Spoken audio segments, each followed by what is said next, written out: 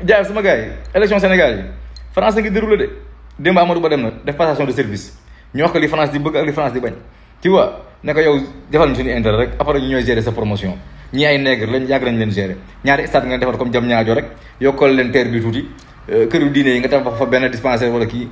ak ñu ne Amadou Ba liggéey na yor nga xaalis tëjal seen gémmiñ donc xam nañ ni mentalité bi ñu demee donc mooy loolu quoi ñun ni lañ nar a deewee quoi tu vois la France ngi déroulé déjà day déroulé élection yi ay parrainage non élection yi la ñu xaar carte yi du def benn effet dañuy bàyyi ba timis ñu joxee seen kii Amadou Ba gagne par lii 100% parce que c'est la France qui dirige waaw bu ñuy dee du ñu bàyyi Sonko après élection dañ koy exilé wala ñu xool leneen lu ñu ko def parce que France bakkanam la ci teg leen dal Niger dal leen Mali du leen dal fii waaye dafa neex waaye dafa neex kenn la France kenn du ko yàqal tu vois li ñu waroon def pour sauver affaire yi defuñu ko nañ toog rek ñuy déroulé naan Amadou Ba est-ce que na falu mooy faloog jàmm